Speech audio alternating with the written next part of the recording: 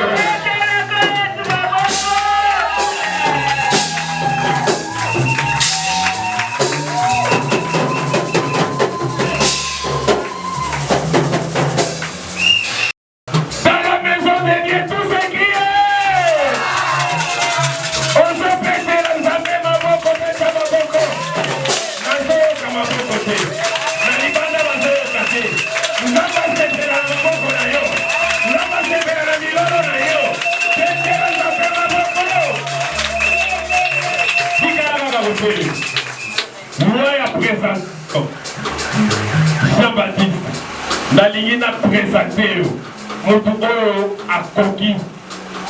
akoki kolobela yo na ntongo na lelo. Amen.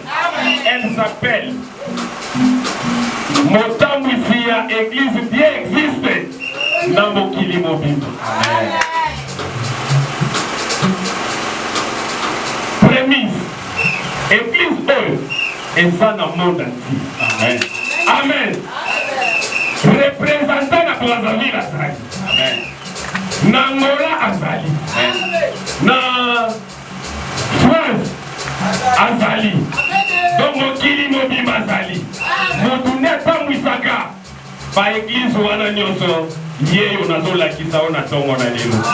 Elle s'appelle Bishop prophétesse ya bikolo Liliane Mulembwe Kapinga Kweso. Tangu ya zoleka ondo betela nzambe maboko betela maboko betela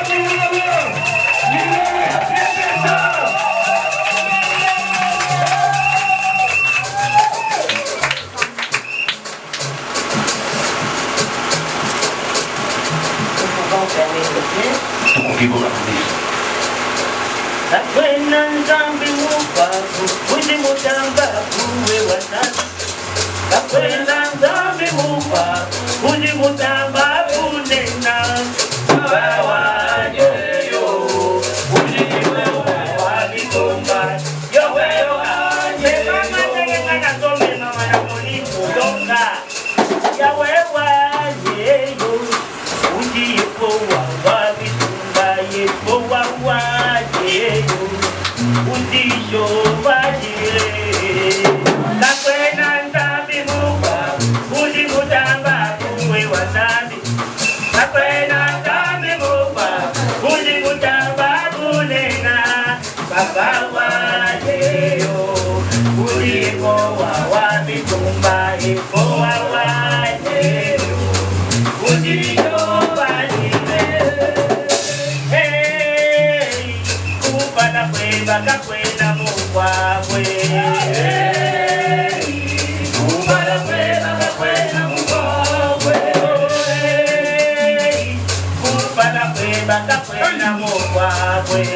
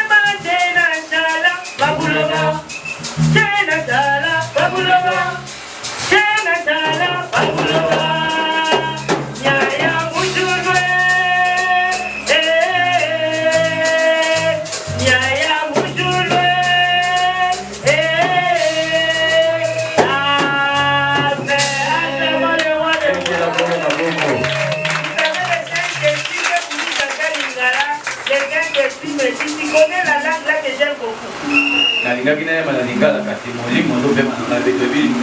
Alors j'aime beaucoup cette langue-là. Donc toi aussi tu es là, tu es censé aimer cette langue.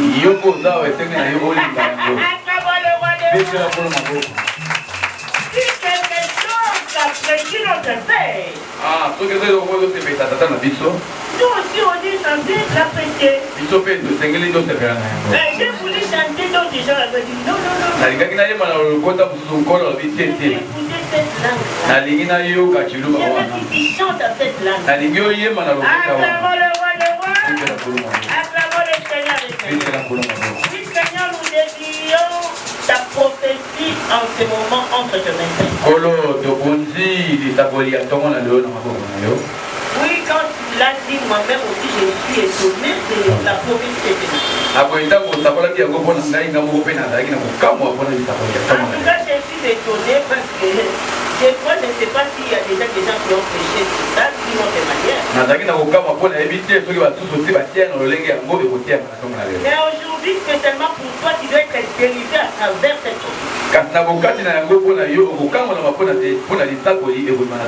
Parce qu'il y a des actes que vous posez, vous ne savez pas que ces actes-là peuvent vous bloquer pour vous.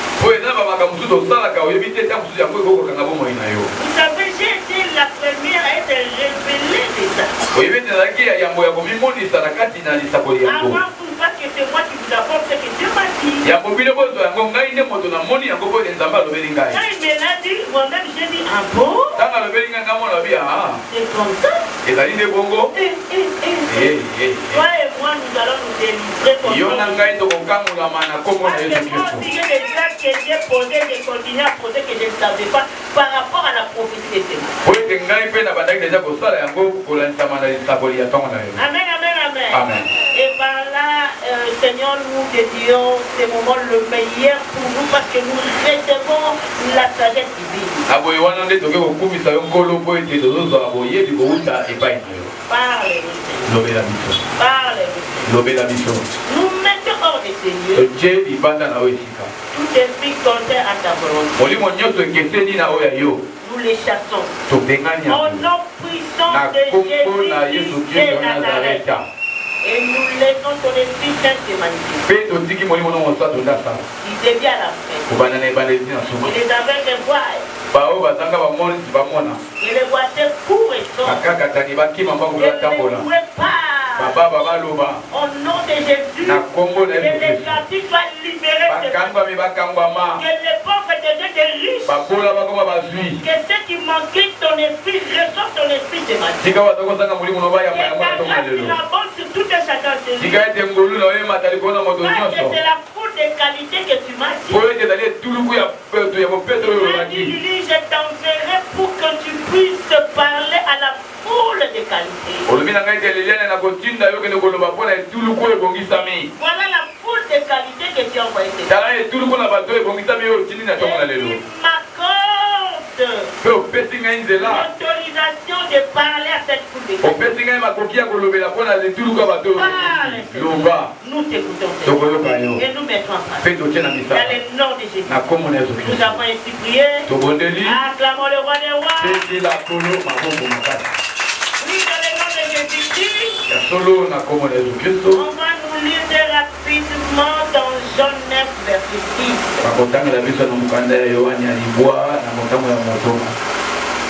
Jean 9, verset 6. Nous lisons au nom du Seigneur. Amen. Amen. Après avoir dit cela, il cracha à terre et il fit de la boue avec sa salive. Puis il appliqua cette boue sur les yeux de la veuve. Amen. Amen. Pourquoi nous asseoir? Vous allez vous poser la question, cela veut dire quoi? Peut-être toi, tu as déjà ta réponse que tu as trouvée. Oh non, elle n'a fait ça par Jésus. Peut-être tu as réponse. Mais aujourd'hui, spécialement dans ce verset, vous allez recevoir l'interprétation que lui-même a préféré pour vous ce matin. Et par rapport à ce verset, il y a une naissance du sous-thème parce que nous avons déjà le thème du mois.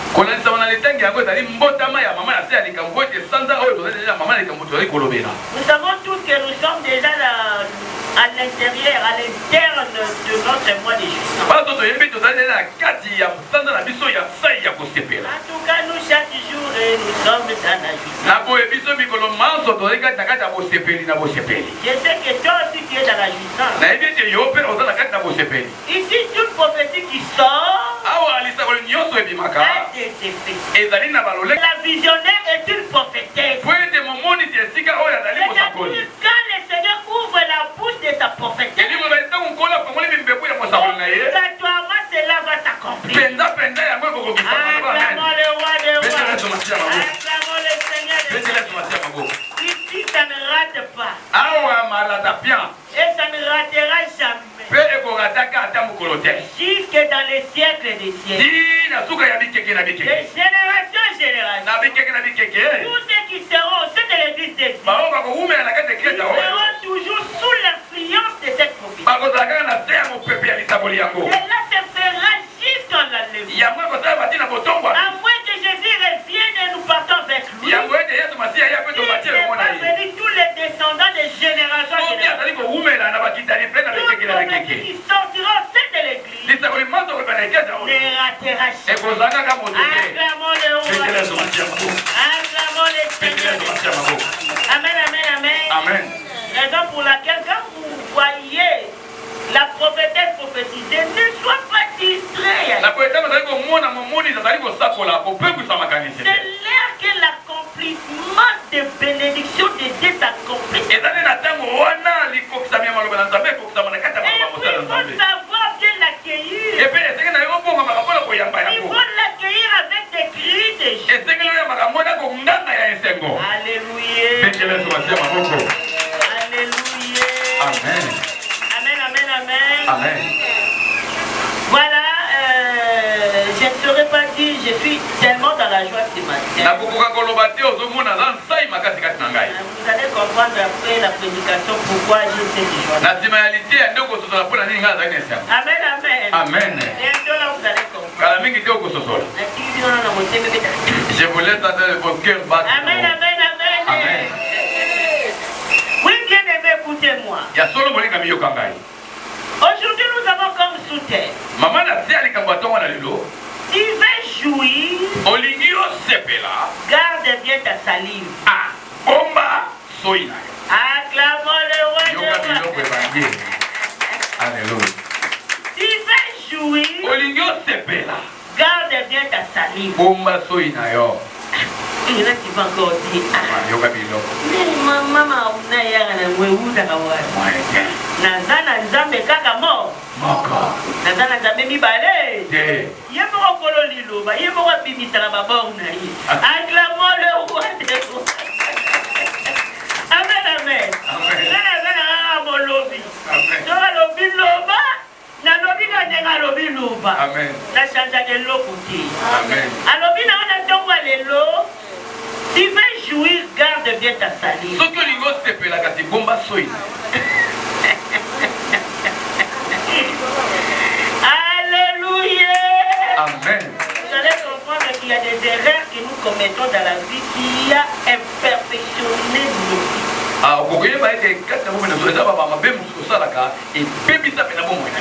Toi tu les fais, tu vois qu'il n'y a rien. Ça a eu des impacts. Il y a aussi des impacts négatifs ou des impacts positifs. Parce que dans ces cas, on nous a dit c'est dans de positif qu'on nous a parlé. Alléluia. Amen. Oui, bien aimé, ici on nous explique, nous allons expliquer les mots salive, ça veut dire quoi? C'est les mots clés que nous avons choisis dans les sujets. Selon les dictionnaires français, salive signifie liquide clair. Alcalin. Alcalin. Alcalin.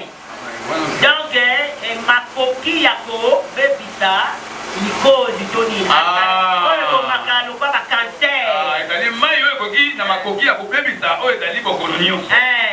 Je vais vous expliquer Maman Golimbola comment la salive va traiter beaucoup de maladies. Amen, amen. Amen. Et puis on a écrit produit par les glandes salivaires.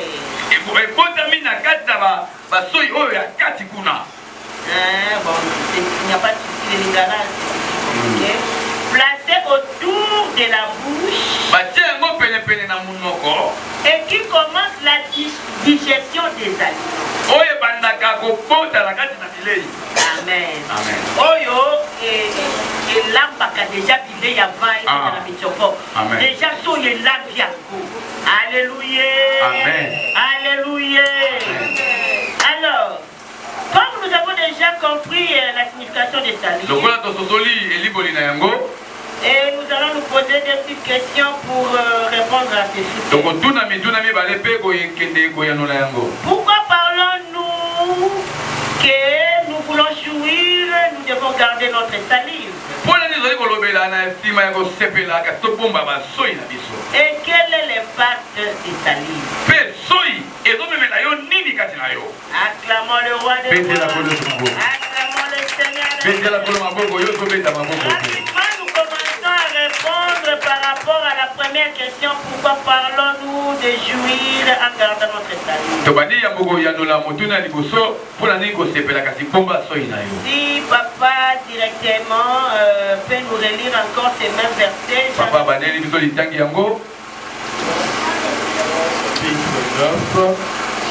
verset 6.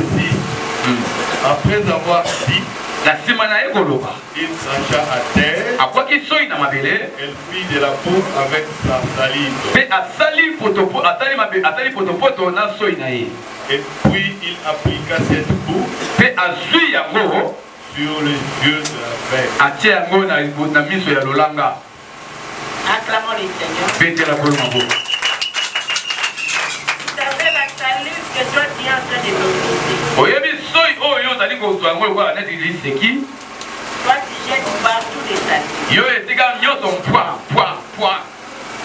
Tu choisis même pas là où tu dois jeter la salive.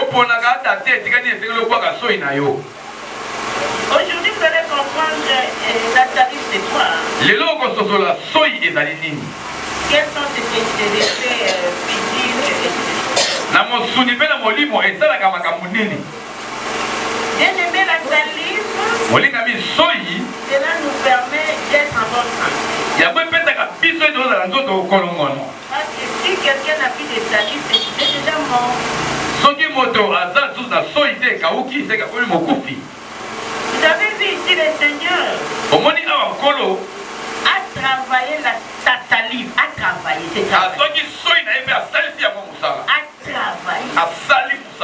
La salive produit des effets.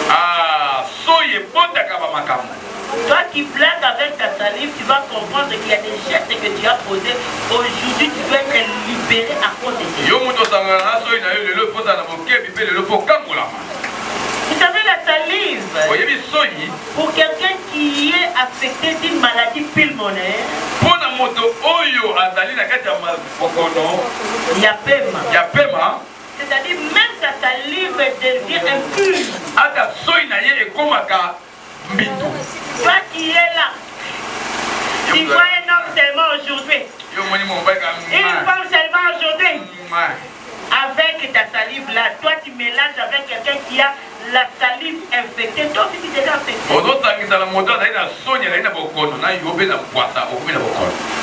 Permettez-moi, moi je me pose toujours des questions. Comment quelqu'un qui a l'esprit de Dieu peut agir comme un animal?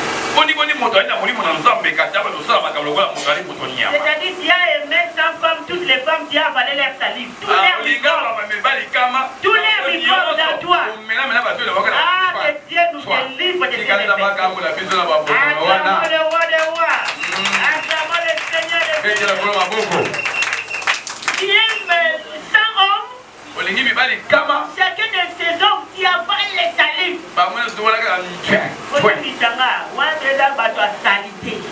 Acclamons le roi des rois.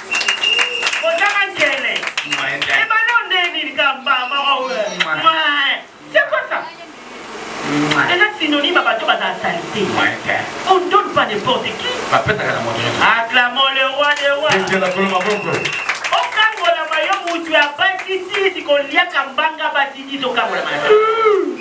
Yo mutu mibali dit kolia kambanga na bango za salité au nom de Jésus. Ça c'est la pureté, c'est la salité. À cause de quoi? Yango sumuna oke profiter ba batema maladi ni no sombe.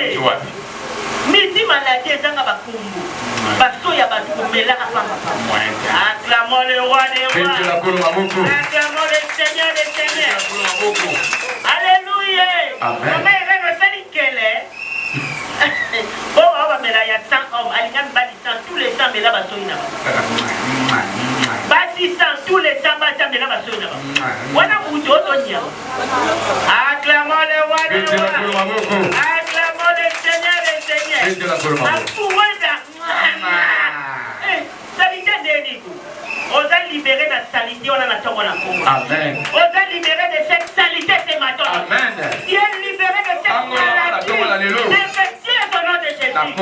Acclamons le roi des rois. Pas de la soie, il reste à la propre. Pas de liquide clair. Voyez comment un clair. Donc pas vous dire d'un et comment un pur. Oh. Acclamons le roi des rois. Amen, amen. La salive. Vous allez voir dans la deuxième question son impact spirituel. Ta salive est pour toi. Ce n'est pas pour tout le monde. Quand vous allez découvrir les impacts, on l'a amen, amen. Nabato kenda kozwa wana. Potama kele bwendeni. Tuna kwa tuzana kele tete. Wingi. Tuna ye. Tuna zana na kele tete. Tuna ye. Acclamons. Bonda kakala. Bonda. Yeko la ka okoso opportunité te. Amen. Soko yoki akose kapre biso ndoko yoka. Dani banda ka. Eva biso be ndoko yoka ka ya mote. Amen. Acclamons le roi des rois. Amen, amen, amen. Amen. Le Seigneur a dit qu'il y a des gens qui ont des maladies qui sont réussis à cause d'avaler les salives des chats. Kolo amoni eza ba to bazali bazala bokono likolo ya komelaka ba soyi ya ba mususu. Il y a réussi la tuberculose à cause d'avaler les salives. Obela tuberculose pour la komela ba soyi. Il y a réussi des maladies infectieuses à cause d'avaler la salive des hommes. Obela maladi moko ya bokono ya mabe likolo komela ba soyi. Et aujourd'hui tu vas quitter ici sans cette maladie. Kati lelo ko bima wa maladi wale kotika. Aujourd'hui le Seigneur va te libérer de ces maladies. Lelo kola ko kamola na bokono wana. Et toi-même tu as fabriqué à cause de ta salité. Oh yo moko mema la tina komela ka ba soyi. Na tina salité na yi. Acclamons le roi des rois. Acclamons le Seigneur des seigneurs. Amen, amen. Lobana kwa te zalata na kele ko yaya. Muta normalo ta na kele. Lobana ye. Lobana zalata na ndamba kele. Oye bisaiti. Bongo kutele na oya ko osakiti. Alléluia. Amen. Alléluia. Amen. Azima kele nyoto na ndoto na yo. Loba pas pour moi. Cela ne va plus se produire dans ma vie. Acclamons le roi des rois. Amen. Acclamons le Seigneur des seigneurs. Amen, amen. Le Seigneur me dit, il y a des filles ici qui ont pris même 200, ils ont avalé 200 salives de 200 hommes. Il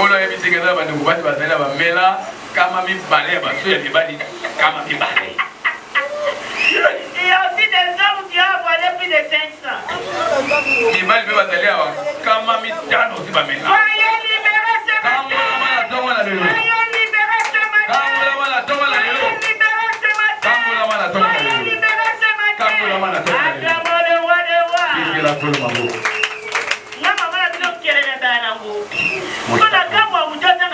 Moi, ça me dépasse. Hein?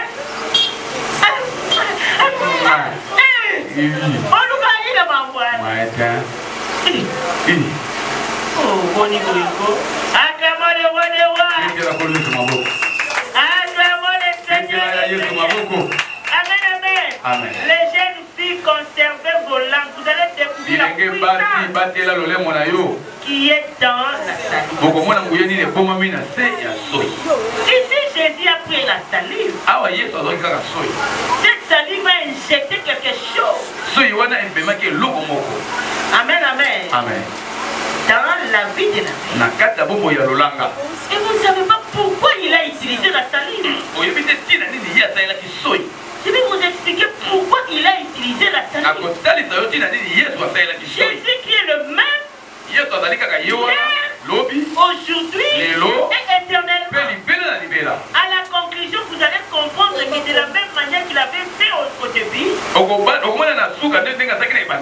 de la même manière qu'il a continué à faire. Il est le seul Dieu. Jésus-Christ de Nazareth. Yehoshua Hamashiach.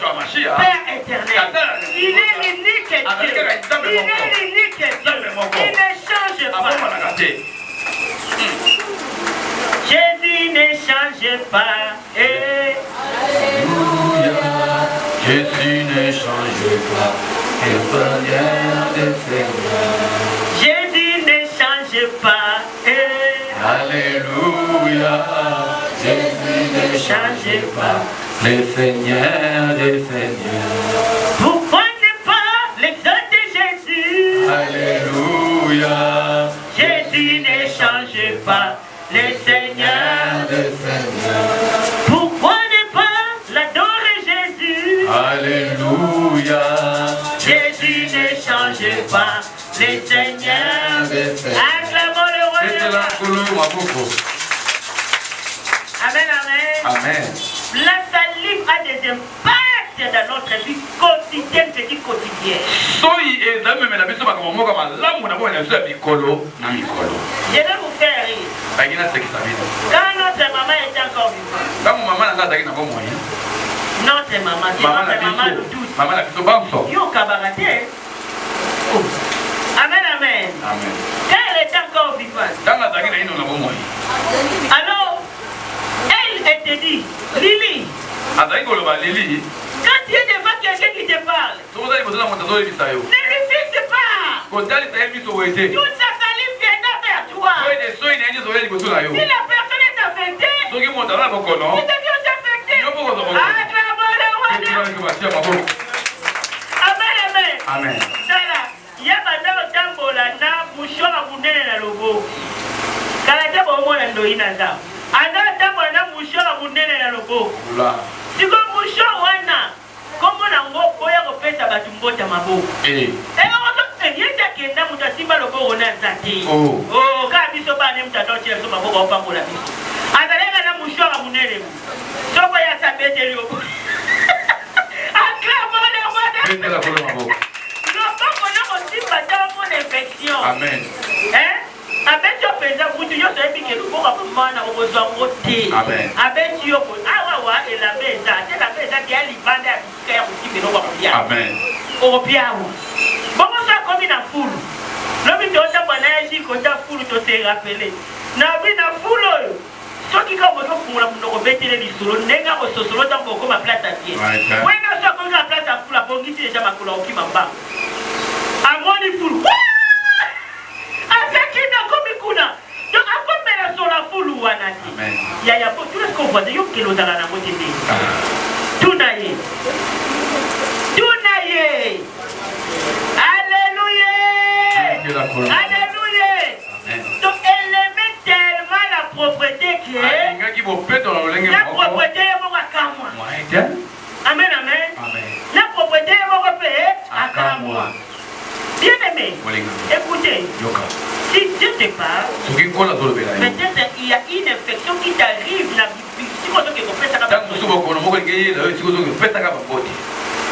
Amen, amen. Amen. Amen, amen. Vous allez voir l'impact d'ici là, je vous informe. C'est pas pour rien que Dieu a parlé de la salive. J'ai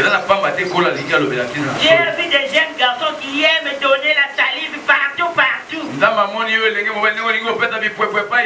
Avaler toutes sortes de sales.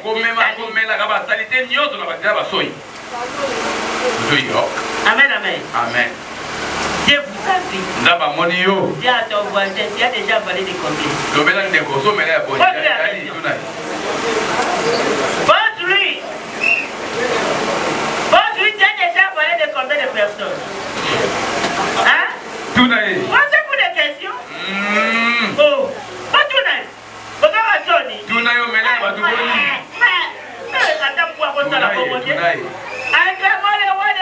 Amen.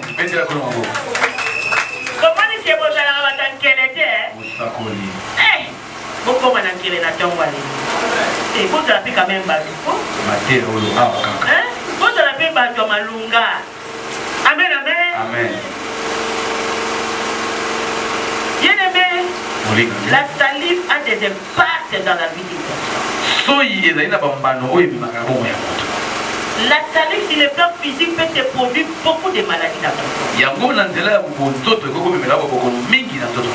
Amen, amen. Si tu es en contact de quelqu'un qui a le sida, et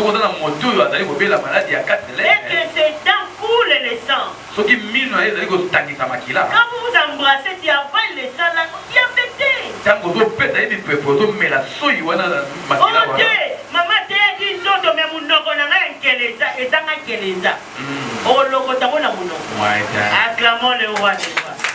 Acclamons le Seigneur. Non. Dieu nous a appelés à la pureté et à la sainteté. Soyons quand même dignes, même si les plans physiques, soyons quand même propres. Vous voyez, j'ai porté la chemise ici. Je vois quelque part les boutons s'ouvrent. Je dis non, je suis quand même maman pour je dois mettre quelque chose pour couvrir ma poitrine. Acclamons le roi des rois. Amen. Comment toi tu te comportes différemment de ton père qui t'a créé? Notre père est propre, soyons propres comme lui. Notre père est la saleté, ayons haïssons la saleté. Soyons propres. Hey, yo haïssi au mélato, il va et au pétoni. Hein? Parce que au méla, tout le monde peut pas y mettre, au méla plus de 1000 soy. Hein? Et bah, qui c'est là un microbe, Nicolas microbe. Et dans la microbe, pour tout se manifester, si côté sous 10 ans, après se manifester. Alléluia! Alléluia! Vous comprenez ce que le Seigneur te dit? Les lots au kangola mana maladie à soy o yo zwati. Amen. Loba na voité les lots au kangola mana maladie à soy yo zwati. Loba na ye. Acclamons le roi des rois. Amen. Acclamons le Seigneur des seigneurs. Amen, amen. Soyez prudents. Même si tu causes avec quelqu'un, au fond, mets dans ta tête que quand quelqu'un parle, il y a toujours l'injection de la salive. Amen, amen. Il ne faut pas se parler fort à fois comme ça.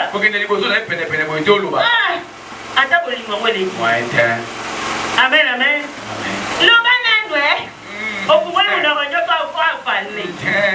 Après,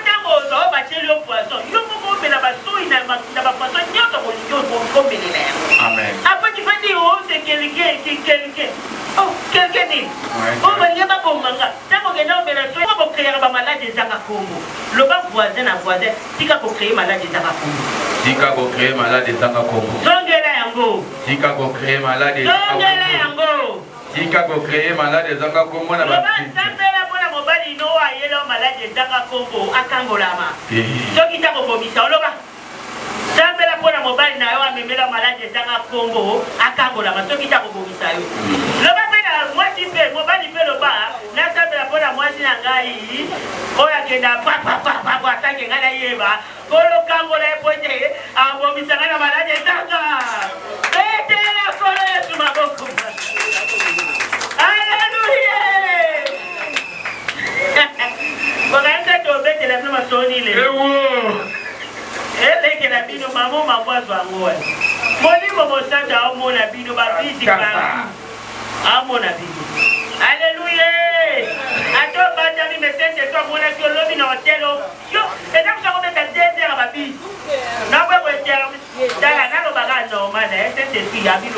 Makobo Batinga na émission Loba. Et là, nous sommes qui déserditaire l'anglo. Acclamons le roi des rois. Mamoni, au bibi na poids. Au bibi na poids. Oh, maman, le gars qui n'a d'autres, c'est bon, moi, les uns partis. Hein? Oh, on ne va pas coucher ensemble. Oh, ça, c'est les qui n'a pas couché. Oh, les gens sont dans les autres, non? C'est les qui n'a pas couché. Acclamons le roi des rois. Acclamons le Seigneur des seigneurs. Ce n'est pas du tout normal. Hein? Aujourd'hui, les jeunes filles soient libres. Les jeunes garçons soient libres. Les jeunes garçons soient libres. Des hommes infidèles soient libérés. Les femmes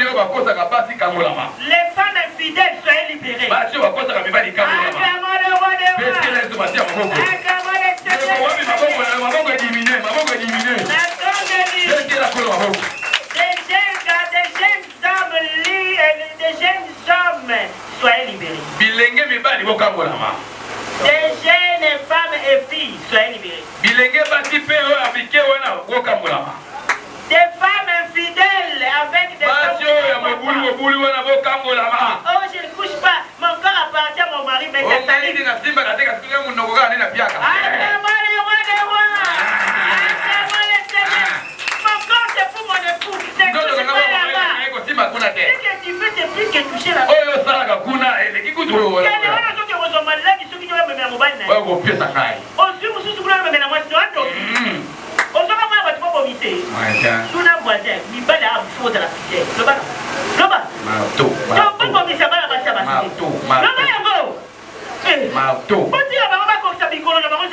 Amen. Acclamons le roi des rois. Amen, amen. Amen. Loba mibaya aboza la fidèle to boy bobo mabana. Mibaya aboza la fidèle to boy bobo mibasi abatu. Loba fe basia aboza la fidèle to boy bobo mabana batani. Basia aboza la fidèle to boy bobo mibali abatu. Acclamons le roi des rois. Amen, amen, amen. Amen. Et tout ça quand même au Bonico. Oh, je suis fidèle à ma femme, mais pourquoi? Fidélité à l'opundage. Oh, il est pas mi cause ya munoko, ce qui est nani, ce qui dit femme aux oeils là. Ah, battez la moine à battre. Le babo battez la bana baninga. Oh, battez la moine à muninga. Aki na vino bobo maete. Aki pa où mais là ça va séjour de normal. Acclamons le roi des rois. Acclamons le Seigneur des seigneurs. Acclamons le roi des rois. Acclamons le Seigneur des seigneurs. Mobimba abozonga lola mobimba na 120 na ye. Amen. Yo ndokati abapoza mususu.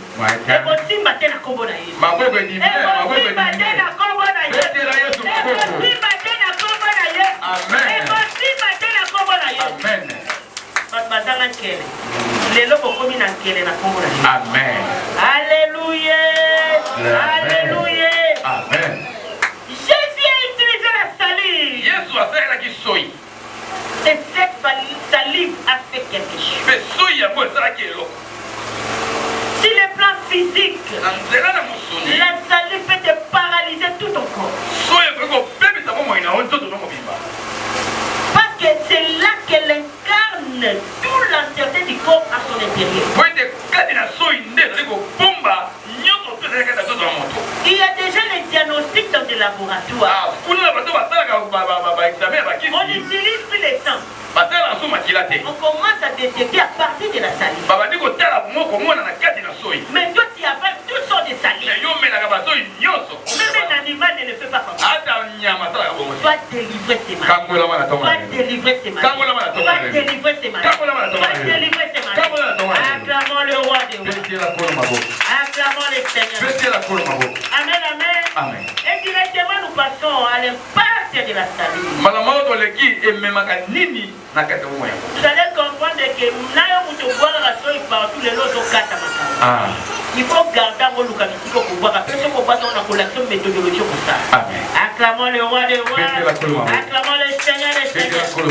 Maintenant nous passons à l'impact de la salive. Si papa peut nous relire et rajouter maintenant cette fois-là le chapitre 16. Donc vous ajoutez à partir de 6, vous ajoutez aussi 16. Jean 9, verset 6 à 7. Jean 9, verset 6 à 7. Après avoir dit cela, il cracha à terre, puis la coupe avec sa salive, et sur les yeux de la bête. Elle lui dit, va, lave-toi pour recevoir de Siloé, non qui signifie envoyé.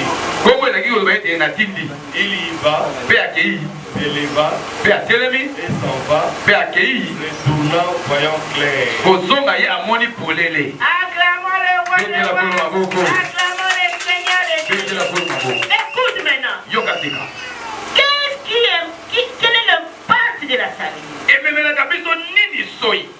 La salive incarne en elle la puissance de Dieu. Acclamons le roi des rois. Ça c'est sur le plan spirituel. Sur le plan physique. Si tu avales la salive de quelqu'un malade, il y a fait. Amen, amen. Tu es affecté.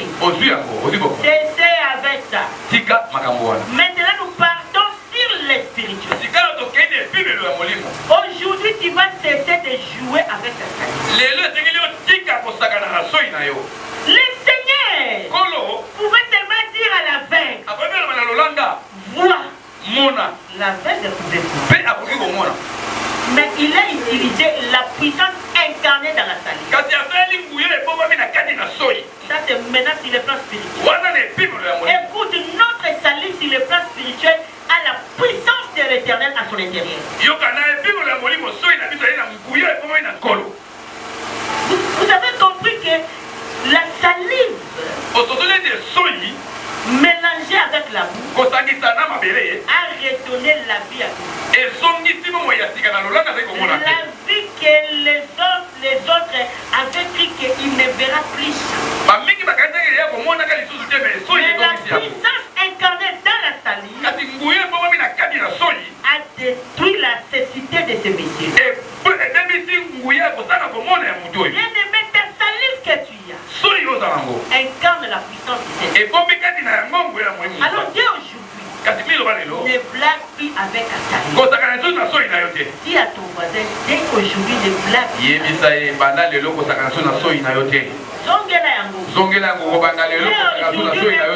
Avec ta salive. Car ça incarne la puissance du Saint-Esprit. Acclamons le roi.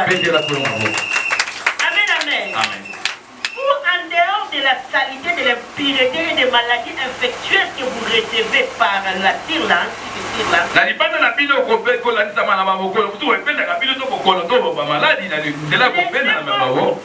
on vole votre étoile à travers la salive. On vole ton mariage à travers les embrassements. On vole la richesse à travers la salive que tu donnes à quelqu'un. Acclamons le roi des rois. Écoutez, il y a des antichrist. Vous pouvez rester te donner de l'argent. Il ne couche pas avec toi. Il ne prend que ta salive.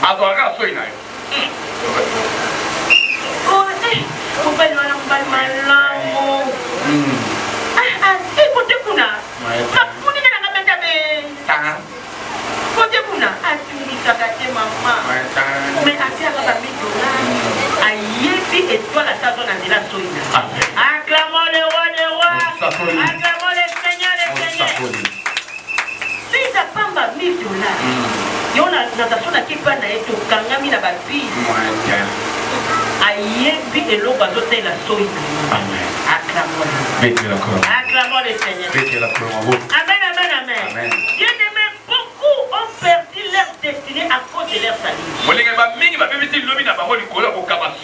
Beaucoup ont perdu leur bénédiction à cause de donner leur salive à des hommes.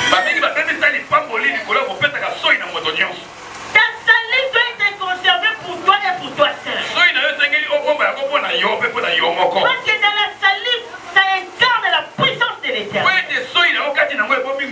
Vous avez vu comment la puissance de l'éternel par la salive a fait à ce que l'aveugle puisse voir. Mais toi tu joues avec ta salive. Tu donnes à des occultistes. Tu donnes à des marabouts.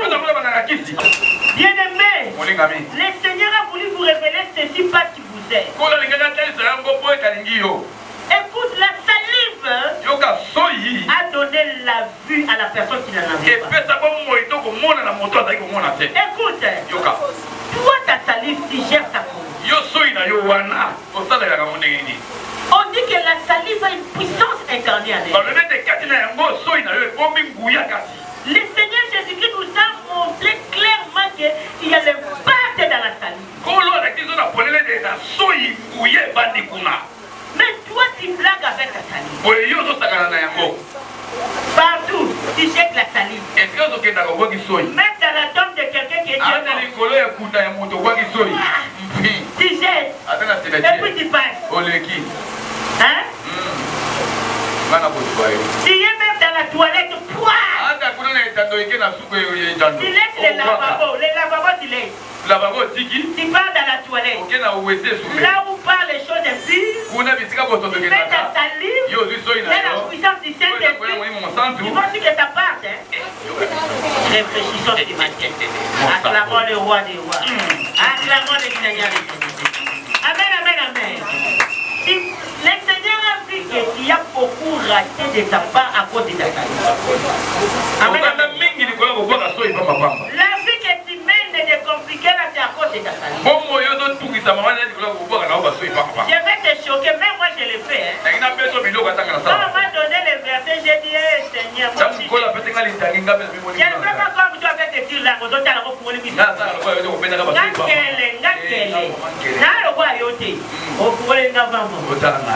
Moi je l'ai fait, ça dit une autre manière. Écoutez-moi. Voilà.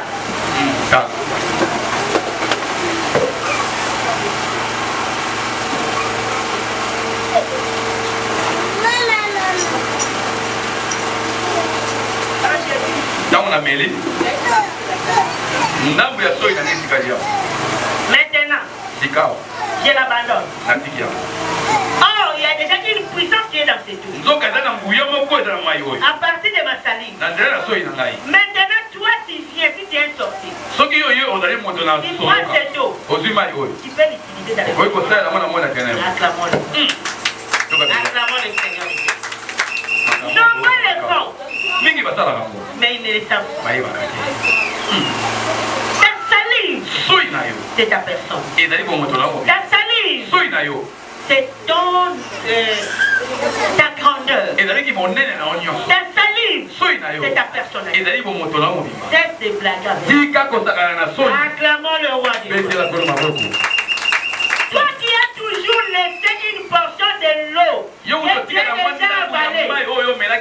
Il y a un petit qui est un raccord. Comment il était?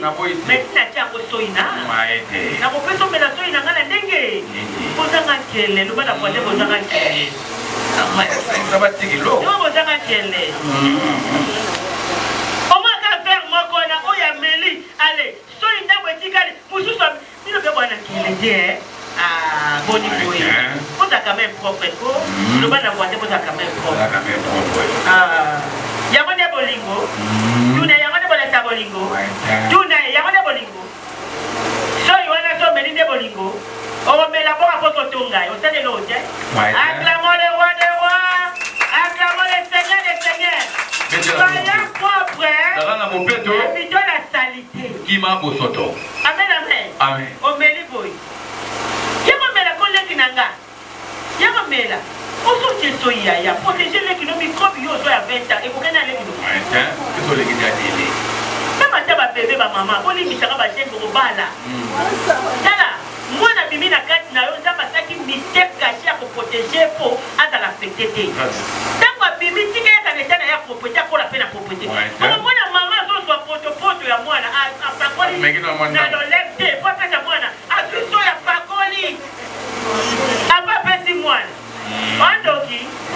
Mikosi na wando na bébé. Et pas dans la vie, na éthique et la vie na qui. Amen. Acclamons le roi des rois. Acclamons le Seigneur des seigneurs. Alléluia. Amen.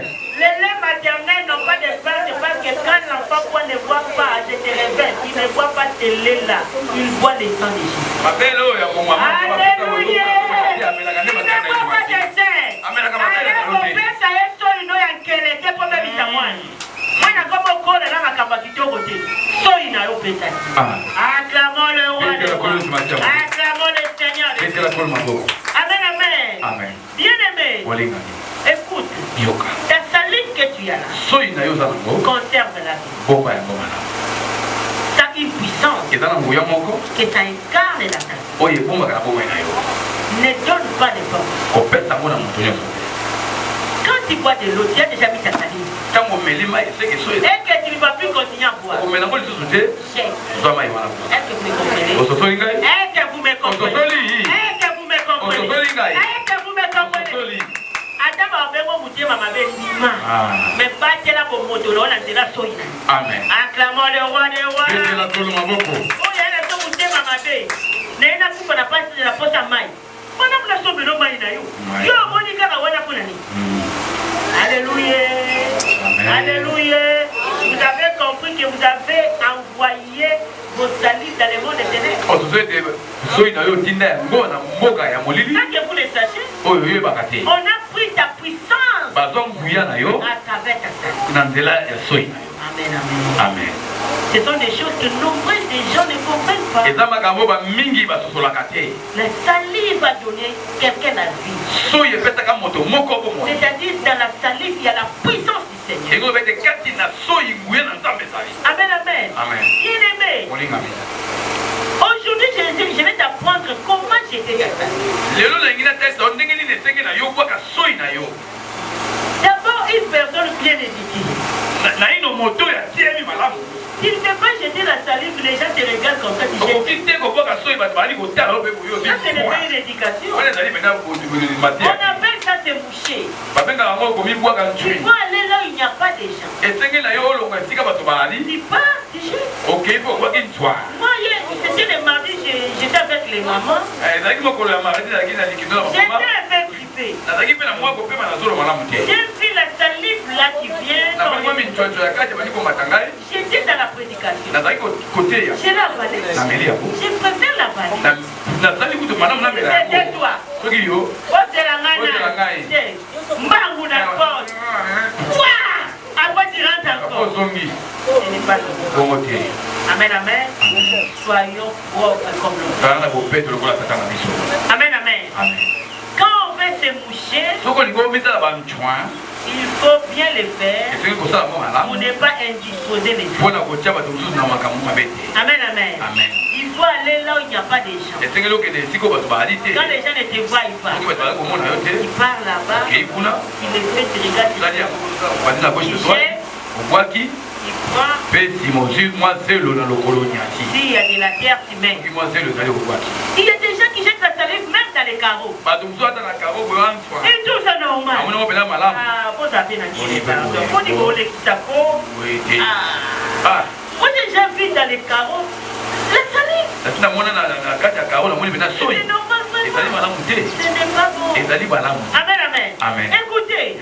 Si jette, c'est bien bon. Mais qui l'utilise? Point d'interrogation. Jeter, il n'y a pas de souci. Mais qui utilise? Ta puissance à toi. Tu la jettes comme tu veux. Après, tu vas regretter. Les choses ne marchent pas. Oh, comment c'est ci? Oh, comment c'est là? Tu ne sais pas comment tu as utilisé ta salive. Acclamons le roi des rois. Acclamons le Seigneur des seigneurs. Nombreuses de jeunes filles, elles ont cru que bazo china mobile. Basuka na batir là. Zoka teka étoile. Zoka doit mari de lui na butu. À cause de ça, alléluia. Alléluia. Bien-aimé, le Seigneur t'aime. Pour te révéler tes secrets. Dès présentement, si tu veux faire utiliser ta salive, soit soit la jeter, soit faire quoi que ce soit. Là aussi jette. Tu déclares, Seigneur, que ton sang ouvre ma salive. Acclamons le Seigneur. Vous m'écoutez? Au point du soin na yo, olobi makila ebomba soin na yo. Ponguya na yo ekebete. Acclamons le roi des rois. Acclamons le Seigneur des seigneurs. Na tina kutana batu mususu ako peso kele. Abwaka soin kolekana mwata te. Muke. Bati ko batala ba soin bongo boya pete. Na kupina ti bato bataba ndu nini. Baso mo kenda ba 1 mètre. Ya la kisango yo yebi.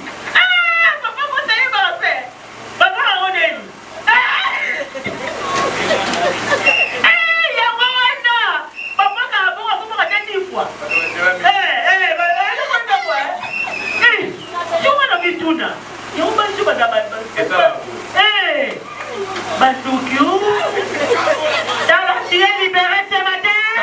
Tu es libéré ce matin. Tu es libéré ce matin. Amen. Amen. Bien-aimé, aujourd'hui, gère bien ta salive. Et puis nous allons prier toute ta salive qui est utilisée dans le monde à ténèbres. Que les êtres vont exterminer la personne qui utilise ta salive. Acclamons le roi des rois. Acclamons le Seigneur des seigneurs. Amen. Écoutez, moi quand j'avais mis au monde Winner,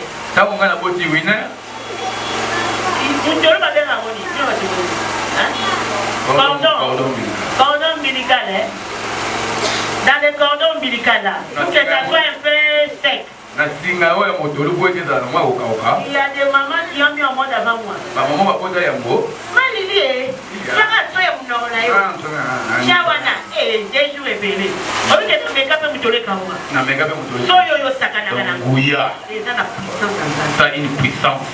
aujourd'hui tu dois cesser de jouer avec ta salive.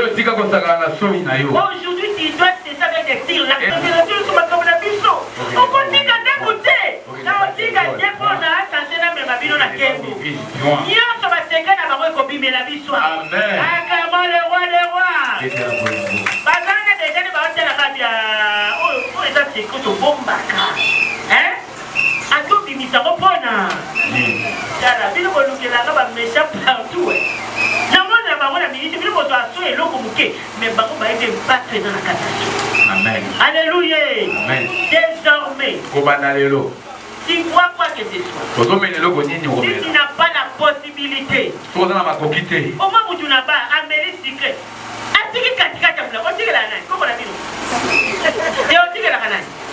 quand vous vivez là, vous laissez.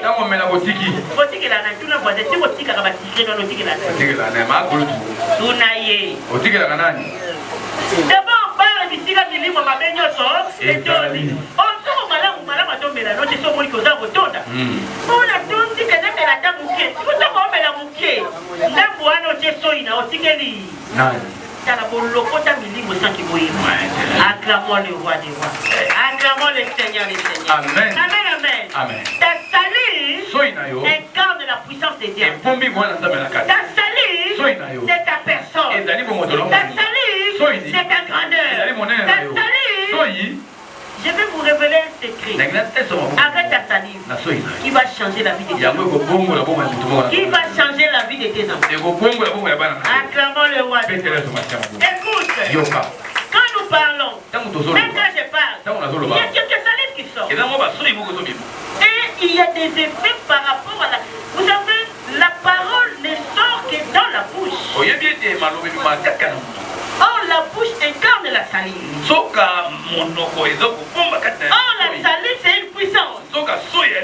C'est-à-dire, quand tu ouvres la bouche, la salive sort, il y a la puissance qui va manifester. Acclamons le roi des rois. Acclamons le Seigneur des seigneurs. Amen. Alors, quand tu te réveilles à 5 heures, ne brosse pas encore. Ne brosse pas encore.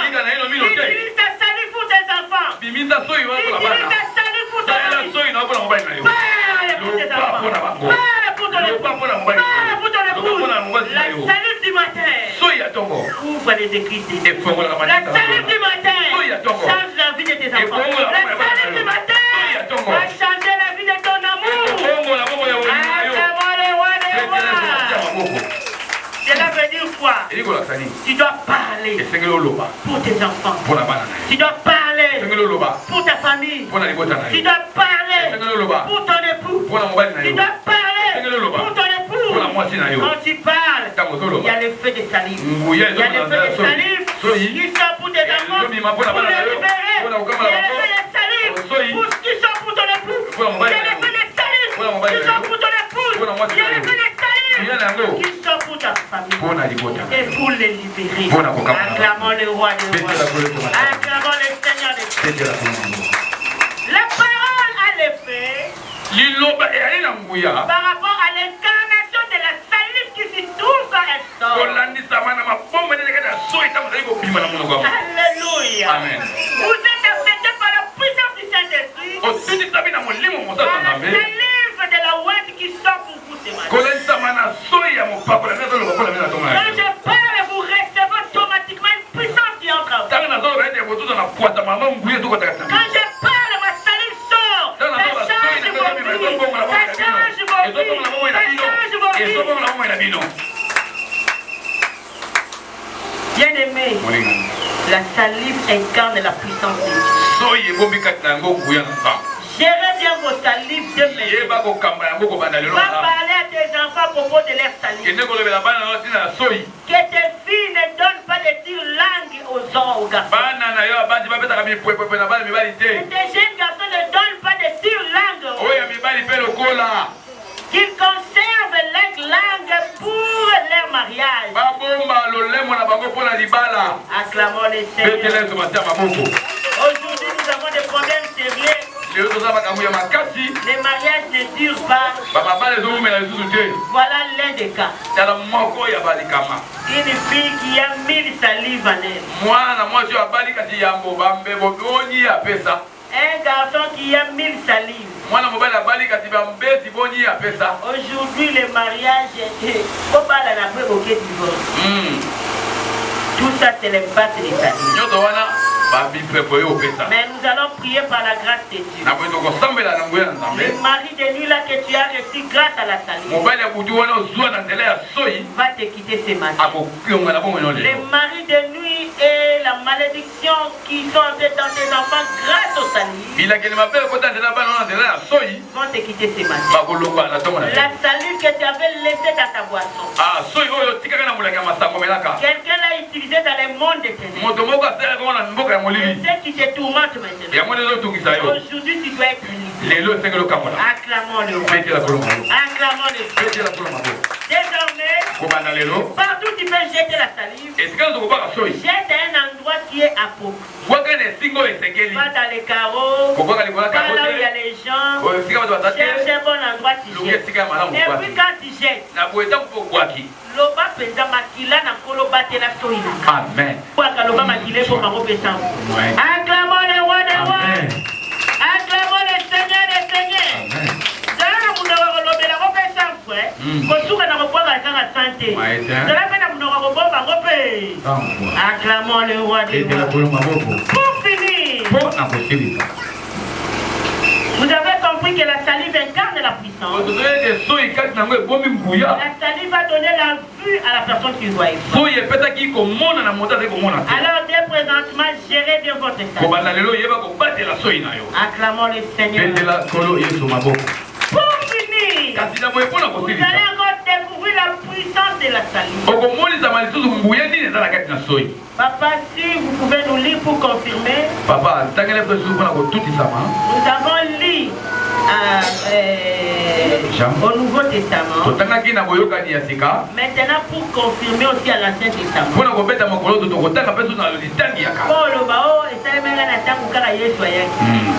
Il est le même hier aujourd'hui éternellement. C'est parmi les disciples de Jésus. Voilà.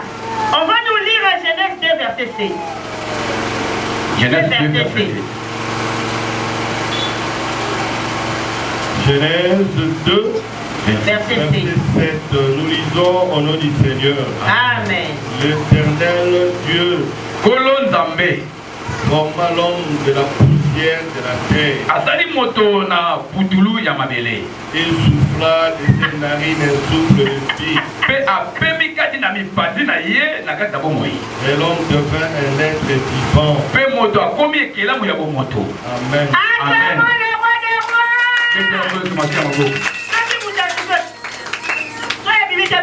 Ebimi. Soy Nzambe nde pesa biso bomoi. Amen. Soy Nzambe nde pesa biso souffle de vie. Amen. Soy Nzambe nde pesa biso bomoi. Amen. Soy oyo no sakana. Maïté. Tabu yo no fula. Soy monde bimi ebimi yango nde pesa ki Adam bomoi. Amen. Soy Nzambe e koti na zolo Adam. Ya Adam e pesi Adam souffle de vie.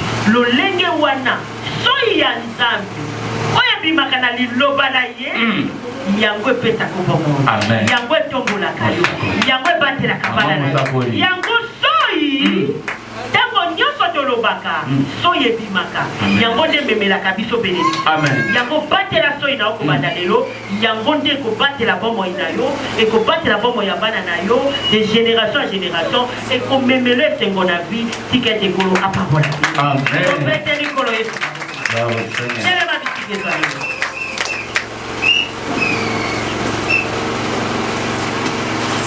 ngai nayoki yo yesu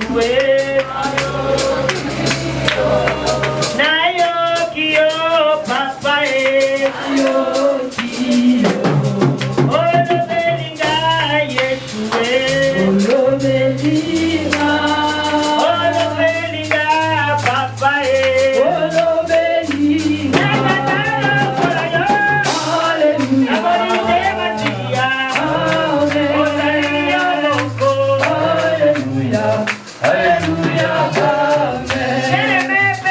merci pour la révélation. Et dans la baïque, il y a utilisé le monde entier, code ya basoi na ba. Et dans la baïque, il y a l'étoile, donc à la story, il y a des gens qui ont révélé. Faites un merci, tout ça, merci. Faites un merci.